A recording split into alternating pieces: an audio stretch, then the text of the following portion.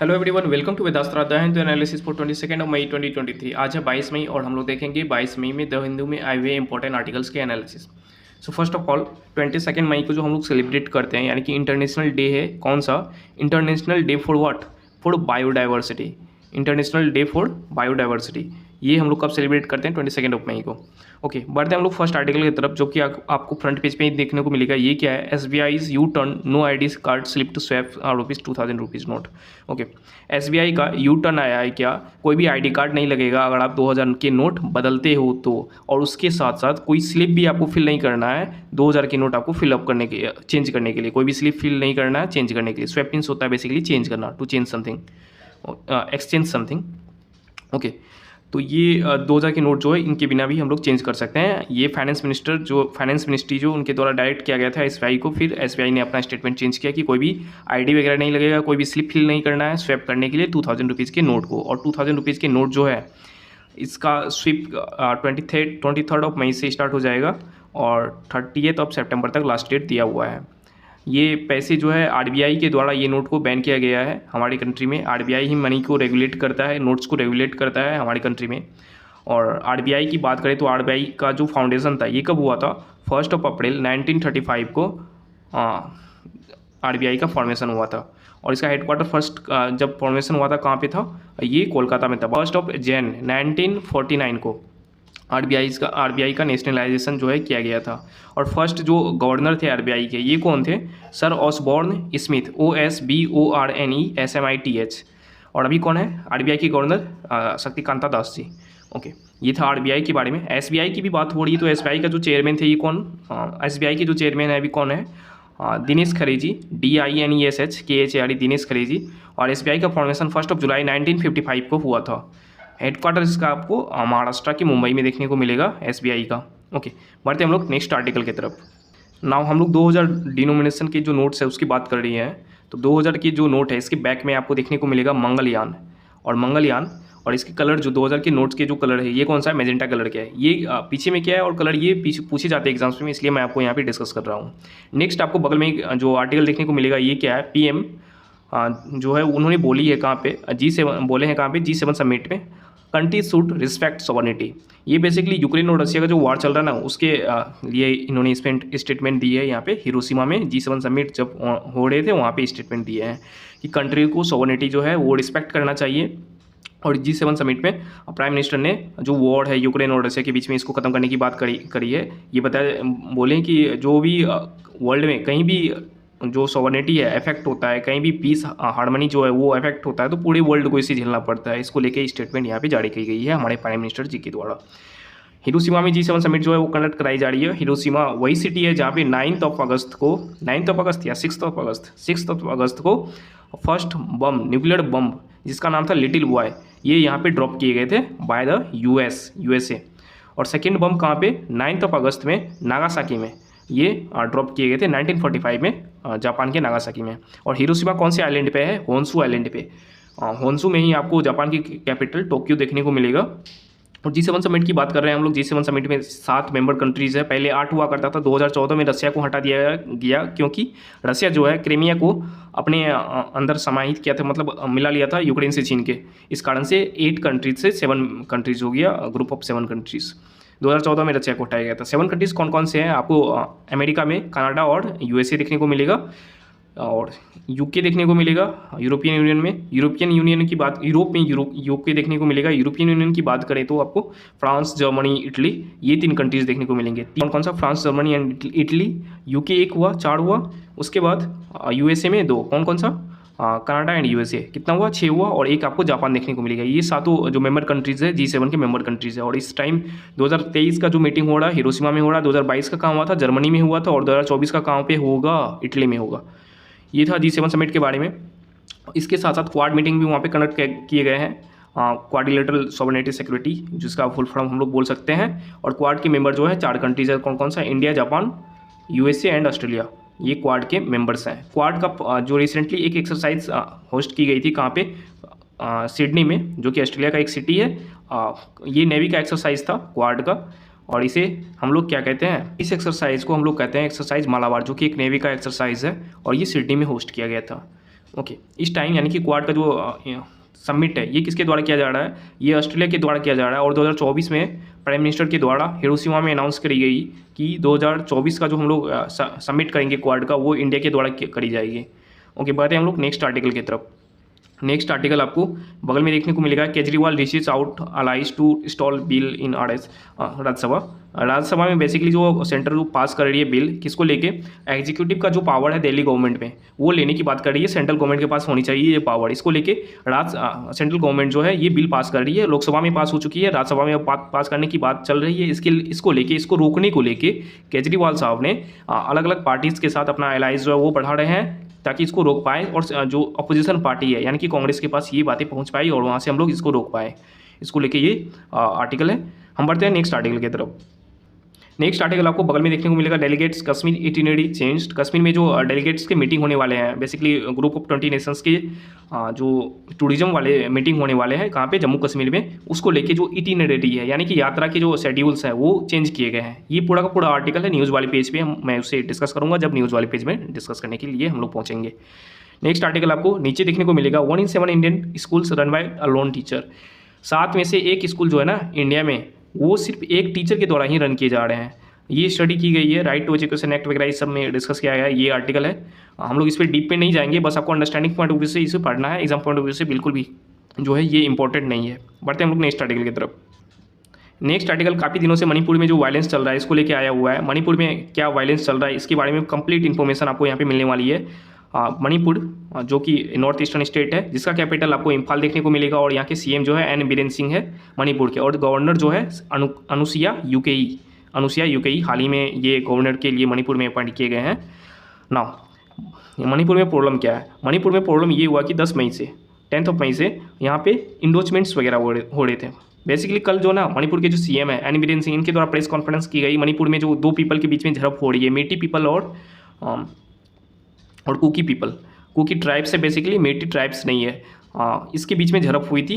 तो मणिपुर की गवर्नमेंट के द्वारा जो प्रेस कॉन्फ्रेंस कल की गई उसमें बताया गया कि ये 2 कम्युनिटी के बीच में झड़प नहीं है, कम्युनिटी के बीच में कोई भी दिक्कत नहीं है, ये दिक्कत है गवर्नमेंट और पीपल के बीच में, people of Manipur and government के बीच में। तो हम लोग इसे स्टेबलाइज करने की बात कर रही हैं, नॉर्मेलिटी लाने की बात कर रही है मणिपुर में। इसको लेके ये पूरा आर्टिकल है, और ये हम लोग इसमें डिस्कस करेंगे आखिर क्यों हुआ था वायलेंस, डिटेल में डिस्कस करेंगे। ये कई सारे एस्पेक्ट्स पे बेस्ड है, एक ही चीज़ पे वायलेंस नहीं होती, कई सारे एस्पेक्ट्स पे बेस्ड होती है। सबसे पहले इंडोचमेंट्स हो रहा था कहाँ पे, फॉरेस्ट में, जो कि ये बेसिकली हिली एरियाज़ में थे, और इस हिली एरियाज़ में कौन रहते थे, कुकी ट्राइब्स रहते थे। इसको इंक्रोचमेंट्स को लेके यहाँ पे वायलेंस जो है ये एक फैक्टर बना जाता है वायलेंस होने पे। दूसरा, पॉपी कल्चर, जो पॉपी कल्टीवेशन है ना, पॉपी मतलब होता है गांजा, अफीम, इसका कल्टीवेशन मणिपुर में हो रहा था। इसको रोक लगाने की बात चल रही थी गवर्नमेंट के द्वारा, मणिपुर के गवर्नमेंट के द्वारा, और यहाँ पे इसके कल्टीवेशन पे जो रोक लगाई जा रही थी इसको लेके भी कहीं ना कहीं जो वायलेंस है वो देखने को मिला है। क्योंकि जो कल्टीवेशन है इसको अगर रोक लगाएं तो वहाँ पे जो इस कल्टीवेशन को करने वाले लोग हैं उसके कहीं ना कहीं आर्थिक स्थिति पे प्रभाव पड़ेगी। इसको लेके ये जो वायलेंस है वो देखने को मिला है।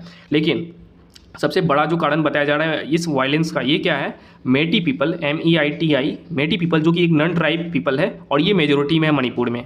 और कुकी पीपल जो कि ट्राइबल पीपल है, कहाँ पे, मणिपुर में। ट्राइबल लिस्ट में आते हैं हमारे कंट्री के, उसमें ट्राइब पीपल है ये कुकी पीपल। इस दोनों के बीच में झड़प देखने को मिली है। क्योंकि गवर्नमेंट जो है, मणिपुर गवर्नमेंट मेटी पीपल को ट्राइबल लिस्ट में लाने की बात कर रहे थे। इसको लेके जो बिल वगैरह ये तैयार किया जा रहा था, इसको लेके झड़प आई है। क्योंकि जब कुकी पीपल को जो रिजर्वेशन वगैरह मिल रहा था ट्राइब्स के फॉर्म में, यानी कि ट्राइबल को जो रिजर्वेशन वगैरह दिया जाता है, कई सारी फैसिलिटीज़ वगैरह दी जाती है, मेटी पीपल अगर उसमें आ जाएंगे जो कि काफ़ी ज़्यादा पॉपुलेशन में है, तो कहीं ना कहीं इनके कंपटीशन वगैरह बढ़ जाएगा। फिर बहुत सारी चीज़ें हैं जो कि इनको लॉस होगा कुकी पीपल को। इस कारण से यहाँ पे ये जो है झड़प यानी कि वायलेंस जो है देखने को मिला है। ये वायलेंस बेसिकली 10 मई से स्टार्ट हुआ था, और लास्ट 2-3 डेज़ में ये बिल्कुल ख़त्म हो चुका है। नॉर्मलसी लाने की बात चल रही है। ये जो कुकी पीपल है, आपने कुकी ट्राइब्स के बारे में सुना होगा। कुकी रिवोल्ट हुआ था 1970 से 1990 तक अगेंस्ट ब्रिटिश। कुकी रिवोल्ट आप लोगों ने सुना होगा, कुकी रिवोल्ट के बारे में पता होना चाहिए कब से कब तक हुआ था, 1970 से 1919 तक। और ये मणिपुर की हम लोग ट्राइब्स के बारे में बात कर रहे हैं, तो मणिपुर के एक इंपॉर्टेंट ट्राइब्स जो कि PVTG में आते हैं, पर्टिकुलरली वर्नेरेबल ट्राइबल ग्रुप।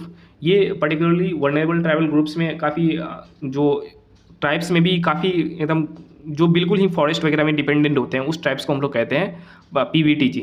ये PVTG एक ही है मणिपुर में। टोटल 75 PVTGs हैं हमारे कंट्री में, यानी कि 75 ऐसे ट्राइब्स हैं जो कि PVTG में आते हैं। और इनमें से एक मणिपुर में आपको देखने को मिलेगा, ये क्या है, मोडम नगास, MORRAMNAGES, मोडम नगास। और मणिपुर में एक क्लासिकल डांस है जो कि एग्जाम में फ्रीक्वेंटली पूछे जाते हैं, मणिपुरी क्लासिकल डांस। ये मणिपुरी नहीं पूछा जाता, इसके प्रोपोनेंट्स पूछे जाते हैं, यानी कि कौन कौन लोग इस डांस को परफॉर्म करते हैं। आपको ये याद रखना है, एक नाम याद रखना है, ये मणिपुरी डांस को परफॉर्म करने वाले के गुरु बिपिन सिंह, GURUBIPIN, बिपिन सिंह। और इसके अलावा 4 झावेरी सिस्टर्स हैं, इनके नाम भी याद होने चाहिए मणिपुरी डांस को जो परफॉर्म करती है। ये 4 झावेरी सिस्टर्स कौन कौन से हैं, नयना झावेरी, सुवेना झावेरी, रंजना झावेरी, दर्शना झावेरी। इन चारों के नाम जो नेम है आपको याद होनी चाहिए। ओके, बढ़ते हैं हम लोग नेक्स्ट आर्टिकल की तरफ। तो ये था मणिपुर के बारे में, एंड ये इंक्रोचमेंट्स काफ़ी ज़्यादा वायलेंस यहाँ पे देखने को मिला है।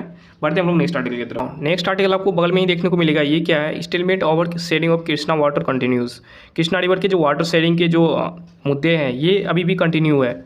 ये जो मुद्दा है ये बेसिकली कृष्णा रिवर के वाटर शेयरिंग के बारे में है। अभी जो Krishna river water development authorities जो है, इन्होंने अपना जो जजमेंट है या फिर रिपोर्ट, आप जो भी बोलो, ये रिलीज़ करी है, जिसमें से तेलंगाना को, ये बेसिकली तेलंगाना और आंध्रा के बीच में ये स्टेलमेट्स है, झगड़े हैं कृष्णा रिवर के वाटर के डिस्प्यूट्स को लेके। इसमें से तेलंगाना को जो रेशियो शेयर की करी जाएगी ये 34 और 66 का रेशियो होगा, यानी कि 34% जो है वाटर तेलंगाना गवर्नमेंट यूज करेगी, 66% आंध्रा गवर्नमेंट यूज करेगी। ये रेशियो होगा, इससे तेलंगाना नाराज़ है। और यहाँ पे जो ये इश्यू है इसको सॉल्व नहीं किया गया है, बेसिकली तेलंगाना मानने को राजी नहीं है। ये इश्यू चले गया मिनिस्ट्री ऑफ जल शक्ति के पास।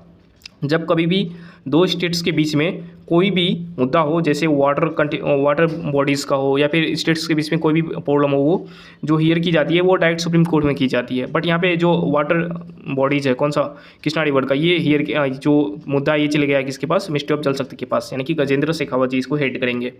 ओके, कृष्णा रिवर के बारे में हम लोग बात कर रहे हैं। तो कृष्णा रिवर का ओरिजिनेशन जो है, कहाँ से ये इसका उद्गम स्थान है, ये कहाँ पे है, ये आपको महाबलेश्वर चोटी पे देखने को मिलेगा, जो कि कहाँ पे है, वेस्टर्न घाट्स जो है वहाँ पे है। और ये महाबलेश्वर चोटी आपको महाराष्ट्र में देखने को मिलेगा।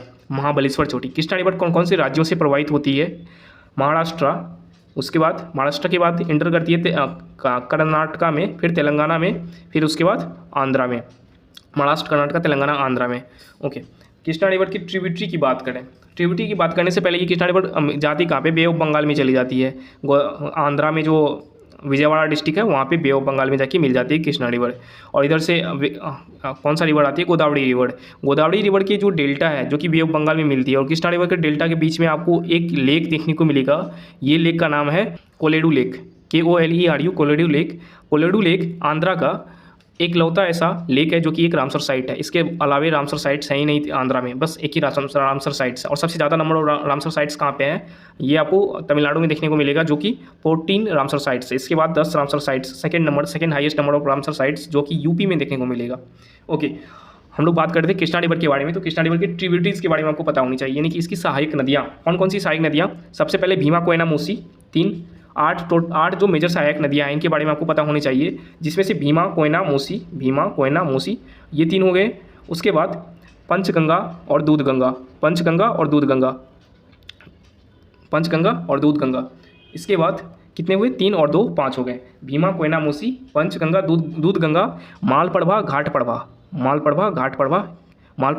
पड़वा, इसके बाद और एक जो कि आपको याद रखने बेसिकली ये कौन सा है, तुंगभद्रा रिवर। आपको ये याद कैसे रखना है, लॉर्ड कृष्णा के जो सिस्टर का नाम ये था, ये क्या था, सुभद्रा, यहाँ से तुंगभद्रा। और ये जो तुंगभद्रा रिवर है ना, ये 2 छोटी छोटी रिवर के मिलने से बना है, एक तुंग रिवर और एक भद्रा रिवर। ओके, तुंगभद्रा। अच्छा, यहाँ पे भीमा रिवर के बारे में हम लोग बात करते हैं, जो कि ट्रिब्यूटरी है कृष्णा रिवर का। और भीमा रिवर का ओरिजिनेशन यानी कि ओरिजिनेटिंग पॉइंट कहाँ पे है, ये आपको भीमा रिवर का भीमा शंकर, जो लॉर्ड भगवान शिव के जो 12 ज्योतिर्लिंग है उसमें से एक ज्योतिर्लिंग भीमा शंकर आपको देखने को मिलेगा, जो कि पुणे डिस्ट्रिक्ट में है, महाराष्ट्र के, वहीं से स्टार्ट होता है भीमा रिवर। तो भीमा रिवर का ओरिजिनेशन कहाँ पे है, भीमा शंकर ज्योतिर्लिंग के पास से, जो कि पुणे डिस्ट्रिक्ट में है, महाराष्ट्र में। मूसी रिवर की बात कर रहे थे हम लोग। मूसी रिवर के बगल में ही सबसे इंपॉर्टेंट सिटी कौन सा, हैदराबाद आपको देखने को मिलेगा। हैदराबाद जो कि लोकेटेड है bank of the Musi river. और मूसी रिवर के बगल में ही हुसैन सागर लेक जो कि हैदराबाद में है, वहाँ पे देखने को मिलेगा। और हुसैन सागर लेक के बगल में ही हाल ही में जो स्टैच्यू है किसका 14 अप्रैल को हम लोगों ने इसका जो बर्थ एनिवर्सरी है वो सेलिब्रेट किए हैं। ये कौन है? डॉक्टर भीमराव अम्बेडकर जी। इनके स्टैच्यू 125 फीट का स्टैच्यू इनका इनॉग्रेशन किया गया है, जो कि कम्प्लीटली ब्रोंज से बना हुआ है। हैदराबाद में हुसैन सागर लेक के बगल में इसका इनॉग्रेशन किया गया है। और लातूर डिस्ट्रिक्ट में भी डॉक्टर भीमराव अम्बेडकर जी का इनॉग्रेशन किया है, इसके स्टैच्यू का इनॉग्रेशन किया गया लातूर, जो कि महाराष्ट्र में, और लातूर में ही वंदे भारत ट्रेन जो है वो बनाए जाते हैं। काफ़ी हम लोग अलग डायरेक्शन में जा रहे हैं, हम लोग फोकस करते हैं आंध्रा पे। ओके, आंध्रा में रिसेंटली आंध्रा के जो सीएम आपको देखने को मिलेंगे वो YSR कांग्रेस पार्टी के श्री जगन मोहन रेड्डी जी, और यहाँ पे जो गवर्नर है अब्दुल नाजिर जी, ये गवर्नर देखने को मिलेंगे आंध्रा में। आंध्रा की बात करें, रिसेंटली स्कीम जो आंध्रा में लाई गई है, ये कौन सा? YSR कल्याण मस्तु हिंदू कम्युनिटी के लिए, और YSR शादी तोहफा ये मुस्लिम कम्युनिटी के लिए जो स्कीम है वो लाई गई है आंध्रा के द्वारा।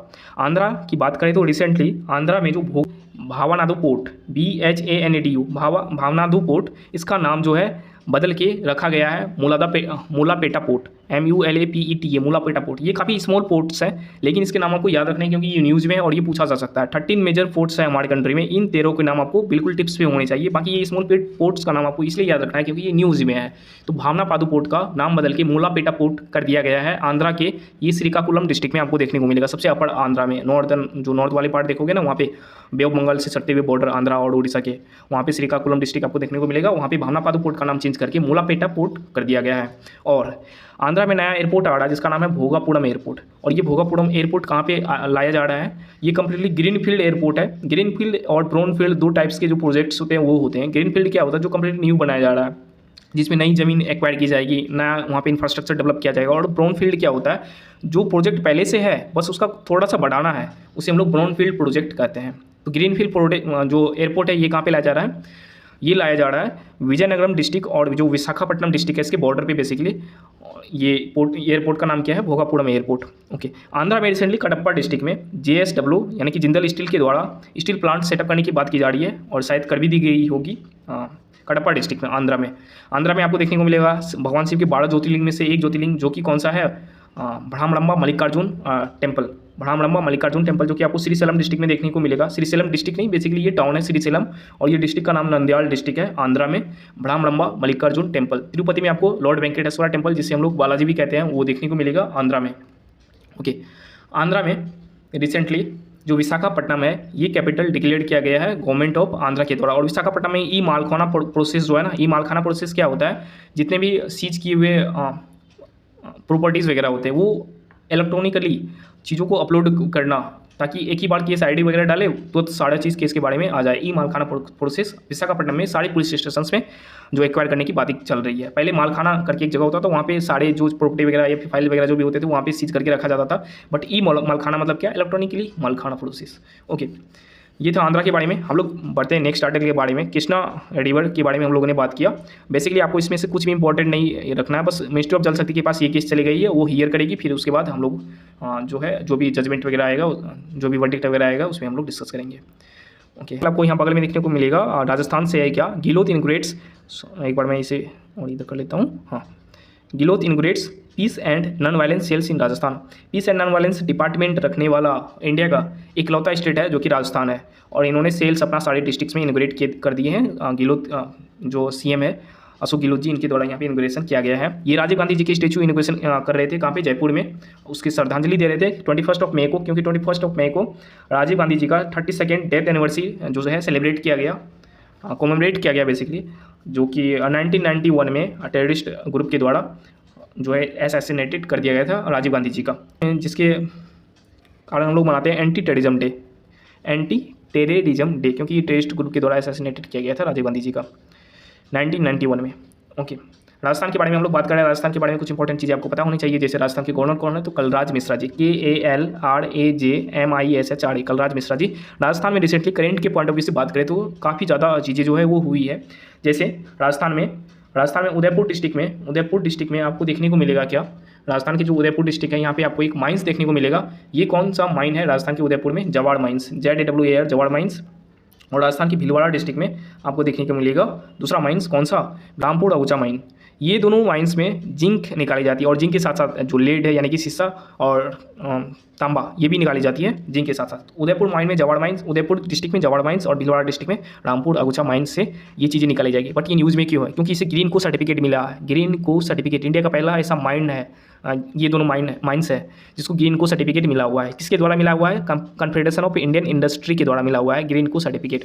और ये जो माइंस है ये किसके द्वारा ऑपरेट की जाती है? हिंदुस्तान जिंक जो लिमिटेड है उसके द्वारा ऑपरेट की जाती है। और Hindustan zinc limited Vedanta group के अंदर आती है। वेदांता ग्रुप इसको ऑन करते हैं हिंदुस्तान जिंक लिमिटेड को। वेदांता ग्रुप कहाँ की कंपनी है? ब्रिटेन की कंपनी है। और वेदांता ग्रुप जो है ये ऑन की जाती है अनिल अग्रवाल जी के द्वारा, अनिल अग्रवाल जी के द्वारा। और अनिल अग्रवाल के नाम पे ही जो वर्ल्ड का थर्ड लार्जेस्ट क्रिकेट स्टेडियम है ये जयपुर में सेटअप की जाएगी। टोटल 75,000 जो सीटिंग कैपेसिटी है वो होगी। और इसमें Anil Agarwal cricket stadium, international cricket stadium basically यहाँ पे इनोग्रेट किए जाएंगे जयपुर में, the pink city of India. Okay, Rajasthan के बारे में बात करें तो उदयपुर डिस्ट्रिक्ट में आपने देखा कि कौन सा माइन है? उदयपुर डिस्ट्रिक्ट में जो जवाड़ माइंस है वो है उदयपुर डिस्ट्रिक्ट से। और एक इंपॉर्टेंट न्यूज़ ये कौन सा है? कैप्टन शिवा चौहान जो कि फर्स्ट ऐसा विमेन है जो कि सियाचिन वर्ल्ड का हाईएस्ट बैटलफील्ड है सियाचिन, वहाँ पे पोस्टेड होने वाली कैप्टन शिवा चौहान पहला ऐसा विमेन होंगी। और सियाचिन से ही बगल में आपको सियाचिन के बगल से नुब्रा रिवर जो ओरिजिनेट है वो देखने को मिलेगा, जो कि मिल जाती है इंडस रिवर में। सियाचिन वर्ल्ड का हाईएस्ट बैटलफील्ड है। और कोटा, राजस्थान के कोटा से नंदिनी गुप्ता जो कि मिस इंडिया बन गई है 2023 के लिए। ये टूर्नामेंट ऑर्गेनाइज कराया गया था कहाँ पे? मणिपुर में। नंदिनी गुप्ता अब ये मिस वर्ल्ड को रिप्रेजेंट करेगी इंडिया की तरफ से। ओके, तो ये था राजस्थान के बारे में। और राजस्थान के बारे में हम लोग बात करें तो राजस्थान ऐसा पहला स्टेट बन गया है कंट्री का जो कि राइट टू हेल्थ जो बिल है इसे पास कर दिया गया है। इसके बाद राजस्थान जो है ऐसा पहला स्टेट बन गया है जो कि जो एडवोकेट्स होते हैं उसको प्रोटेक्शन देने की बात चल रही है राजस्थान में एडवोकेट्स को प्रोटेक्शन देने की बात जो है ये प्रोटेक्शन देने वाला पहला ऐसा राज्य बनाया हुआ है जो कि ग्रीवियस हर्ट या फिर असल्टिंग के लिए कई सारे जो इसकी सज़ा वगैरह है और जो भी फाइन्स वगैरह है वो भी अलग अलग डिसाइड किए गए हैं। ओके, सो राजस्थान के बारे में ये था। हम लोग बढ़ते हैं नेक्स्ट आर्टिकल की तरफ। नेक्स्ट आर्टिकल आपको यहाँ पे देखने को मिलेगा, new Jamtara police widen probe into network of scammers in Nuh district. आपको हरियाणा में जो गुरुग्राम है उसके नीचे देखने को मिलेगा नू डिस्ट्रिक्ट में न्यू जामताड़ा बताया जा रहा है। जितने भी साइबर क्राइम्स वगैरह होते हैं ये काफ़ी ज़्यादा बड़ी मात्रा में अराउंड 40 जो विलेजेज है यहाँ पे बताया जा रहा है नू डिस्ट्रिक्ट में। तो न्यू जामताड़ा इसे बताया जा रहा है। जामताड़ा क्या है? बेसिकली एक साइबर क्राइम का ग्रुप था। कहाँ पे? जामताड़ा डिस्ट्रिक्ट झारखंड में काफ़ी बड़ी मात्रा में जो साइबर क्राइम्स है यहाँ पे हो रहे थे जामताड़ा में, झारखंड में। इसी तरीके से नू भी एक नया जामताड़ा का सोब्रिके जो है, सोब्रिके मतलब होता है उपनाम, ये हासिल कर लिया है नू डिस्ट्रिक्ट हरियाणा का। राजस्थान बॉर्डर से लगता है और गुरुग्राम के नीचे है। Next important article is what is open network for digital commerce. Digital commerce के लिए जो ओपन नेटवर्क है ये क्या है? ONDC आपने सुना होगा, ONDC open network digital commerce, इसके बारे में ये पूरा का पूरा आर्टिकल है। गवर्नमेंट बात कर रही है किसके बारे में? जितने भी ई-कॉमर्स प्लेटफॉर्म होती है उसको ONDC प्लेटफॉर्म से कनेक्ट करने की बात चल रही है। जितने भी मेजर ई-कॉमर्स प्लेयर्स होते हैं जैसे अमेजन, फ्लिपकार्ट, ये सारे रिलक्टेंट है टू गेट ऑन बोर्ड, यानी कि रिलक्टेंट मतलब अनिच्छुक है किसके लिए? इन ONDC प्लेटफॉर्म पे रजिस्टर करने के लिए। क्यों? क्योंकि ONDC प्लेटफॉर्म एक ऐसा प्लेटफॉर्म है जहाँ पे आपको एक होलिस्टिक अप्रोच मिलता है किसी भी प्रोडक्ट को खरीदने के लिए। फॉर एग्जांपल आपने अमेजोन से कुछ अमेजोन एप्लीकेशन पे कुछ ने सर्च किया कि ये प्रोडक्ट मुझे खरीदनी है, तो अमेजोन पे जितने सेलर्स ने रजिस्टर्ड करके रखा होगा बस उन्हीं का प्रोडक्ट आपको यहाँ पे दिखाएगा। बट ONDC में क्या होगा? जितने भी सेलर्स जो अमेजोन पे रजिस्टर करके रखे हैं, फ्लिपकार्ट पे रजिस्टर करके रखे हैं और भी अलग अलग ई-कॉमर्स प्लेटफॉर्म पे रजिस्टर करके रखे हैं, और आप जो बायर्स हो इन सारे के प्रोडक्ट के बारे में आपको इन्फॉर्मेशन यहाँ पे मिलेगी। इन सारे प्रोडक्ट के बारे में आप यहाँ से जान सकते हो और इनमें से जिससे आप खरीदना चाहो उससे आप परचेज कर सकते हो प्रोडक्ट। ये फैसिलिटी बेसिकली ONDC में मिलने वाली है। यहाँ पे जो अमेजोन और फ्लिपकार्ट के द्वारा डोमिनेशन बना हुआ है उसको कहीं ना कहीं कम करने की बात चल रही है। जिस तरीके से UPI हमारे देश में अच्छे तरीके से काम किया, इसी तरीके से ONDC भी अच्छे तरीके से काम कर रहे हैं। इसके जो लोगों के द्वारा एक्सेप्टेंस है ये काफ़ी ज़्यादा बड़े लेवल पे किया जा रहा है। लोगों का एक्सेप्टेंस ONDC में, आपने कुछ दिन पहले देखा होगा जोमेटो और स्विगी वगैरह इन सब चीज़ों पे जो प्राइस हाई के कंप्लेंट्स ये लगातार किए जा रहे थे, जिस कारण से ONDC में इन सभी को भी एक्वायर कर लिया गया है और ONDC प्लेटफॉर्म में इन सभी को एक जो हॉलिस्टिक अप्रोच होती है प्राइसेस की, इसके बारे में यहाँ पे बताया जा रहा है ONDC प्लेटफॉर्म में। सो ये था इंपॉर्टेंट आर्टिकल। हम लोग मूव करते हैं नेक्स्ट आर्टिकल की तरफ। नेक्स्ट आर्टिकल आपको यहाँ पे देखने को मिलेगा, after sugar it is time to regulate how much salt is being consumed. चीनी के बाद अब समय है नमक कितना कंज्यूम किया जाना चाहिए उसको कंट्रोल करने की बेसिकली यहाँ पे बात की जा रही है, नमक को कंट्रोल करने की। 2 मंथ्स पहले WHO का रिपोर्ट आया था जो है वो 5 ग्राम से कम ही खानी चाहिए एडल्ट्स को। इसके बारे में एक रिपोर्ट रिलीज़ की गई थी, अभी ये न्यूज़ में आया हुआ है। WHO 2 महीने पहले इन्होंने अपनी रिपोर्ट रिलीज करी थी। लेकिन एक्सेस सॉल्ट खाने से होता क्या है, इसके बारे में आपको इन्फॉर्मेशन होनी चाहिए। जैसे 30% रिडक्शन किया गया है, किसके द्वारा 2025 तक का टारगेट सेट किया गया था WHO के द्वारा कि 2025 तक हम लोग 30% रिडक्शन कर देंगे सोडियम कंजप्शन में। सोडियम NaCl जो टेबल सॉल्ट होता है ना, उसका एक फॉर्मूला हुआ जिसमें से सोडियम काफ़ी मात्रा में होती है, जो कि बॉडी में एक नेगेटिव इंपैक्ट डालता है। उसके बारे में ये आर्टिकल है। क्या होता है नमक ज़्यादा खाने से? Recent study from Sweden has shown connection between the salt consumption and atherosclerosis. Atherosclerosis एक ऐसा डिजीज़ होता है जो कि हाइपरटेंशन के अलावा भी ब्लड वेजल्स में क्या करता है, ब्लॉक्स कर देता है। यानी कि हाइपरटेंशन तो होता ही है नमक खाने से, किडनी फेलियर, किडनी के डिजीज़ होते हैं, कार्डियोवास्कुलर डिजीजेज होते हैं जो कि हार्ट के डिजीज़ होते हैं। इसके साथ एक नया डिजीज़ का नाम आपको सुनने को मिलेगा। ये क्या है? ये नया डिजीज़ का नाम है एथियोरोस्क्लेरोसिस। ये स्वीडन की स्टडी के द्वारा फाइंड आउट किया गया है कि ब्लड वेजल्स में ब्लॉकेजेस होने के कारण एथियोरोस्क्लेरोसिस होते हैं, जो कि ज़्यादा सोडियम इंटेक के कारण बताया जा रहा हो रहा है। Salt awareness week recently celebrate किया गया 15 मई से 21 मई तक। यूके में एक ऑर्गेनाइजेशन है वास, world action on salt and health, इसके द्वारा। इसके बाद सेपियंस हेल्थ फाउंडेशन एक NGO है, चेन्नई में आपको देखने को मिलेगा। 2010 से ये अपना जो कैंपेन है सोडियम इंटेक को रिड्यूस करने की बात ये सेपियंस हेल्थ फाउंडेशन के द्वारा की जा रही है चेन्नई में। इनको अवार्ड भी मिला हुआ हाइपरटेंशन लीग के द्वारा 2014 में। इसके बारे में यहाँ पे बात की जा रही है।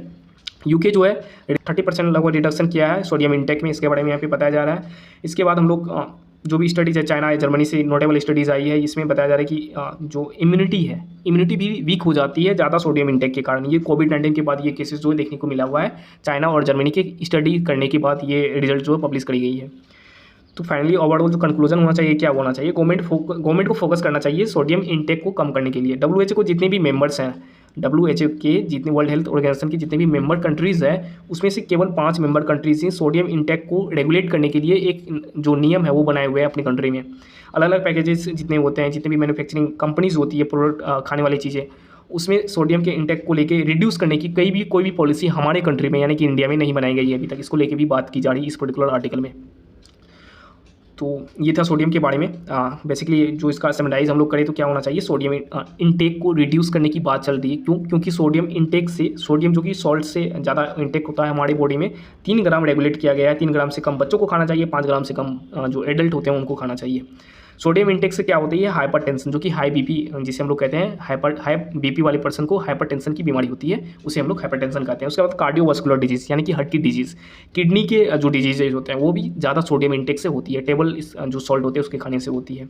इसके बाद नया डिजीज़ स्क्लेरोसिस, ये भी जो वेजल्स होते हैं, ब्लड वेजल्स, उसके ब्लॉक्स होने के कारण ये एथियोरोस्क्लेरोसिस होती है। इसके बाद स्ट्रोक्स वगैरह जो आते हैं, हार्ट फेलियर वगैरह, ये सब चीज़ें भी होती है ज़्यादा सोडियम इंटेक के कारण। तो सब्स्टिट्यूट क्या है, सब्स्टिट्यूट है रॉक सॉल्ट खाना चाहिए। ओके, तो ये है सोडियम इंटेक के बारे में। ऐसे ही शुगर इंटेक भी कम करना चाहिए क्योंकि ये आर्टिफिशियल शुगर होती है जो कि हमारी बॉडी में काफ़ी नेगेटिव इंपैक्ट डालती है। बढ़ते हम लोग नेक्स्ट आर्टिकल की तरफ। नेक्स्ट आर्टिकल आपको यहाँ पे न्यूज़ वाले पेज से देखने को मिलेगा, जो कि G7 समिट की साइडलाइंस में एस जयशंकर साहब जो कि हमारे एक्सटर्नल अफेयर मिनिस्टर है, उसके बाद ब्लिंकेन जो कि एंटोनी ब्लिंकेन US के जो सेक्रेटरी है, स्टेट सेक्रेटरी, ये मिले हैं साइडलाइंस में G7 समिट के, जिसमें प्लान किया जा रहा है हमारे प्राइम मिनिस्टर का US विजिट जो कि जून में होने वाला है। कब, 22 जून को बताया जा रहा है। 23 जून को वहाँ पे इंडियन डायस्पोरा वगैरह को जो हमारे प्राइम मिनिस्टर है वो होस्ट करेंगे, वहाँ पे अपना स्पीच वगैरह देंगे। इसको लेके यहाँ पे बात चल रही है। कहाँ पे किया जाएगा, वेन्यू अभी डिसाइड नहीं किया गया है। बस 22 जून को प्राइम मिनिस्टर US पहुँचेंगे, 23 को वहाँ पे जो इंडियन डायस्पोरा को उसको से अपने जो स्पीच वगैरह है वो वहाँ पे देंगे। ओके, बढ़ते हैं हम नेक्स्ट आर्टिकल की तरफ। नेक्स्ट आर्टिकल जो है ये लास्ट में चेंजेस, जो इटिनरी में चेंजेस मैंने आपको फ्रंट पेज पे डिस्कस किया था। जो इटिनरी जो G20 समिट है वो ये टूरिज्म ग्रुप का होने वाला, कहाँ पे, श्रीनगर में। इसमें कई सारी जगह पे जो इटिनरी था यानी कि यात्रा का जो सूची था वो बनाया हुआ था, जो चेंज कर दिया गया है। जैसे एक डचिकम नेशनल पार्क है, यहाँ पे टूरिस्ट हॉट स्पॉट है, यहाँ पे जाने की बात हो रही थी पहले बट अब नहीं जाया जाएगा। इसी तरीके से आइटिनरी जो है चेंज किया गया है। और भी कई सारे प्लेसेस जो कि हमारे एग्जाम पॉइंट ऑफ व्यू से इंपॉर्टेंट नहीं है, बस आप एक बार पढ़ के इसको समझ लेना, ठीक है। ओके, तो ये था आज का आर्टिकल, आगे कोई भी इंपॉर्टेंट आर्टिकल नहीं है। एंड आई होप आपको वीडियो अच्छा लगा होगा। मिलेंगे हम नेक्स्ट वीडियो में यानी कि कल 23 मई को। Till then take care and good bye. Thank you so much watching.